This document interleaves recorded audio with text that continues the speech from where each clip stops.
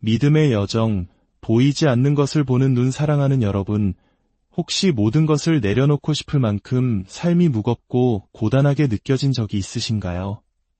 더 이상 나아갈 힘이 없다고, 이 모든 노력이 무슨 소용이 있냐고 되뇌며 절망의 끝에 서본 경험이 있으신가요? 오늘 우리는 역사상 가장 어두운 시기 속에서도 수많은 사람들을 일으켜 세운 한 가지 위대한 개념에 대해 이야기 나누고자 합니다. 바로 믿음입니다. 오늘의 이야기가 여러분의 마음에 깊은 울림을 준다면 좋아요와 구독을 통해 이 은혜의 말씀을 더 많은 이들과 나누는 선한 일에 동참해 주시길 바랍니다. 이 말씀을 듣는 모든 분들에게 하나님의 크신 평안이 함께하기를 기도합니다. 우리는 성경의 한 특별한 장, 히브리서 11장으로 영적인 여정을 떠나려 합니다. 이곳은 흔히 믿음의 명예의 전당이라 불립니다. 구약시대의 수많은 인물들이 어떻게 믿음으로 살아냈고 그들의 삶이 오늘을 살아가는 우리에게 어떤 깊은 교훈과 도전을 주는지 함께 살펴보겠습니다. 이 여정을 통해 우리는 하나님 나라의 영웅으로 살아간다는 것이 어떤 의미인지 깨닫게 될 것입니다. 오늘날 많은 사람들이 깊은 절망감 속에서 살아가고 있습니다. 이건 아니야. 노력해도 소용없어. 세상은 불공평의 와 같은 생각들로 가득 차 결국 이제 그만둘래, 포기할 거야 라며 백기를 들고 맙니다. 더 이상 버틸 힘이 없다고 느끼는 것이죠. 마치 우리가 겪었던 혹독한 경제위기나 어려운 시절처럼 앞이 보이지 않는 막막함에 휩싸이는 것입니다. 놀랍게도 약 2000년 전 히브리서가 쓰일 당시의 성도들도 비슷한 상황에 처해 있었습니다.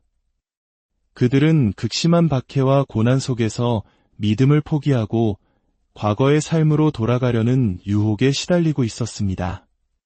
기독교인으로 살아가는 것이 너무나 고되고 응답받지 못하는 기도와 이루어지지 않는 꿈들 속에서 지쳐가고 있었습니다. 하나님께서 내 삶의 문제들을 해결해 주실 것이라 믿었지만 현실은 조금도 나아지지 않는 것처럼 보였기 때문입니다. 바로 이 절망의 문턱에 서 있는 이들을 향해 히브리서 저자는 간절한 마음으로 외칩니다. 그는 히브리서 10장 35절에서 이렇게 권면합니다.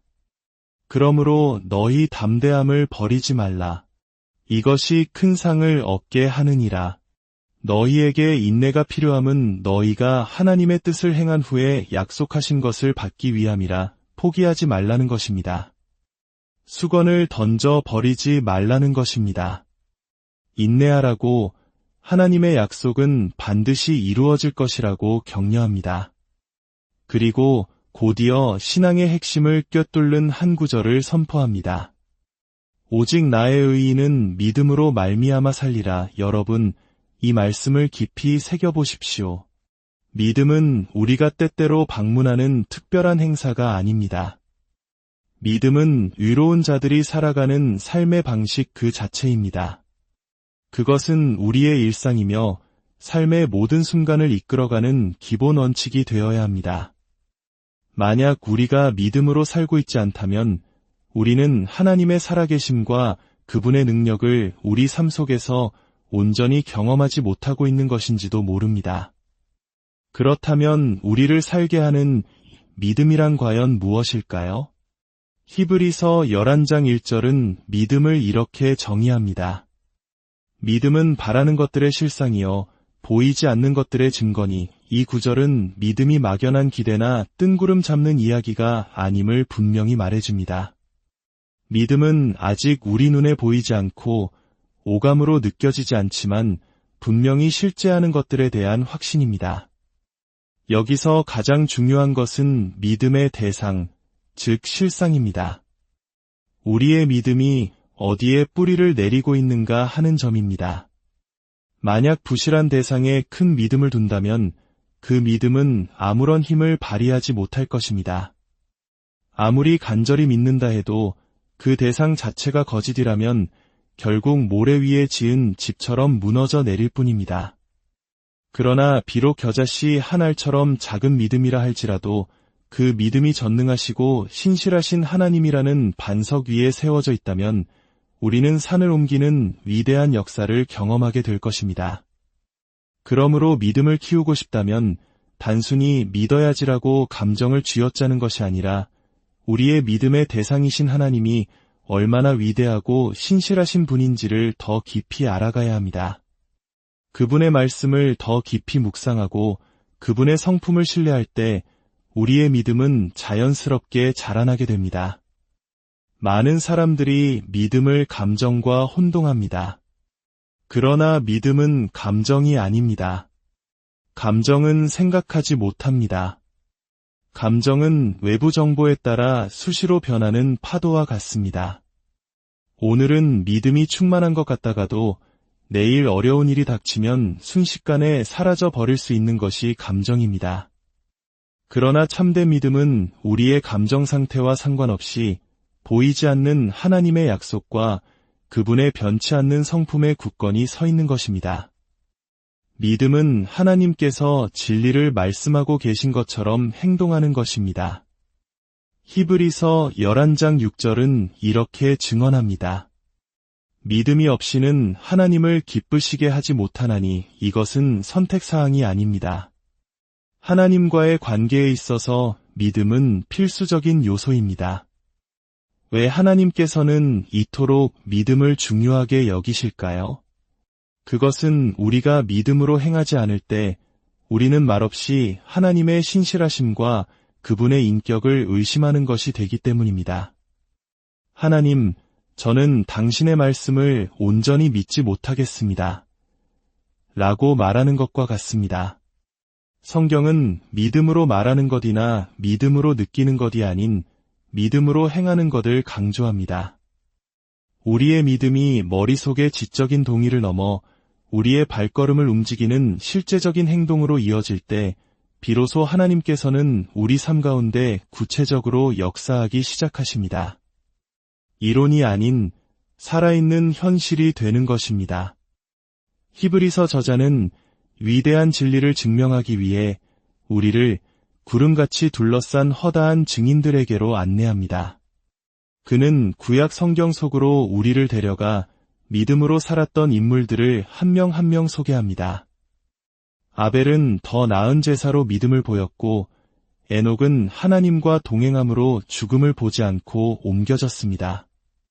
노아는 한 번도 본 적 없는 홍수를 대비하여 방주를 지었고 아브라함은 어디로 가는지 알지 못한 채 약속의 땅을 향해 떠났습니다. 그의 아내 사라는 나이가 많아 단산하였음에도 약속을 믿음으로 아들을 낳았습니다. 놀라운 사실은 이명예의 전당에 오른 인물들이 모두 완벽한 사람들이 아니었다는 점입니다. 이 명단에는 기생이었던 라합이 있고 거짓말을 했던 아브라함이 있으며 살인자였던 모세도 있습니다.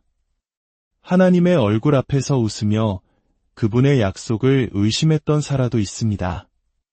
이들은 모두 우리처럼 연약하고 흠이 많은 사람들이었습니다. 이것이야말로 실패하고 넘어진 우리에게 소망을 주는 위대한 메시지가 아닙니까? 우리의 과거가 어떠했든 우리가 얼마나 큰 실수를 저질렀든 지금 이 순간 믿음으로 살기로 결단한다면 하나님께서는 우리 또한 그분의 위대한 이야기의 일부로 삼아주실 것입니다. 히브리서 저자는 믿음의 가장 근본적이고 위대한 증거를 제시합니다. 바로 11장 3절의 말씀입니다. 믿음으로 우리는 이 세상들이 하나님의 말씀으로 지어진 줄을 아나니 보이는 것은 나타난 것으로 말미암아 된 것이 아니니라 생각해 보십시오. 우리가 지금 보고 있는 이 광활한 우주, 수많은 은하계와 별들은 모두 보이지 않는 하나님의 능력의 말씀, 레마의 말씀으로 창조되었습니다. 하나님께서 빛이 있으라 말씀하시자 빛이 생겨났고 말씀으로 천지를 창조하셨습니다. 보이는 세계는 보이지 않는 하나님의 권능에서 비롯된 것입니다. 만약 하나님께서 아무것도 없는 무에서 말씀 하나로 이 모든 세계를 창조하실 수 있다면 절망과 혼돈만이 가득해 보이는 우리의 삶 속에서도 그분의 말씀이 선포될 때 새로운 질서와 희망이 창조될 수 있음을 믿어야 하지 않겠습니까? 여기 한 할아버지와 어린 손자의 이야기가 있습니다. 할아버지가 손자를 높은 곳에 올려놓고 말했습니다. 애아, 뛰어내리렴. 할아버지가 꼭 받아줄게. 하지만 아이는 두려움에 떨며 싫어요. 무서워요. 라고 외쳤습니다. 아이는 할아버지가 자신을 놓칠지도 모른다고 생각했습니다. 할아버지의 능력과 사랑을 온전히 신뢰하지 못했던 것입니다.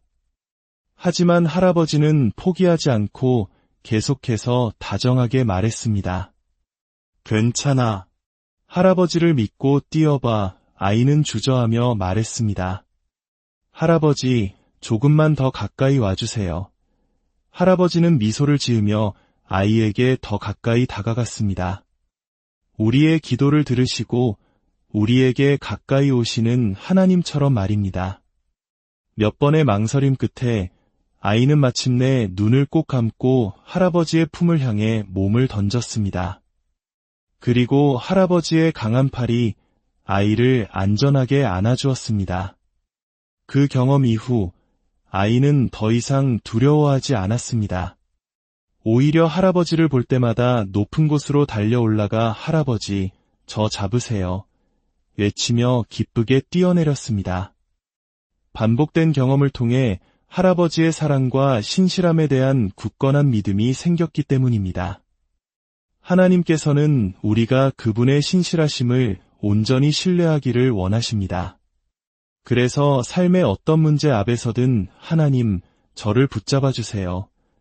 라고 외치며 믿음으로 뛰어내리기를 기다리고 계십니다. 사랑하는 여러분, 믿음이란 하나님께서 진리를 말씀하고 계신 것처럼 행동하는 것입니다. 비록 현실이 그렇지 않을지라도 하나님께서 그렇다고 말씀하셨기에 그렇게 될 것을 믿고 행동하는 것입니다. 우리가 믿음의 발걸음을 내디딜 때 하나님의 능력이 우리 삶의 모든 상황을 바꾸시는 것을 목격하게 될 것입니다. 오늘 이 말씀을 듣는 여러분 모두가 매일의 삶 속에서 믿음으로 행함으로 하나님을 기쁘시게 하는 그분의 진정한 자녀, 하나님 나라의 영웅으로 살아가시기를 소망합니다. 주님의 이름으로 여러분의 삶에 평안과 은혜가 가득하기를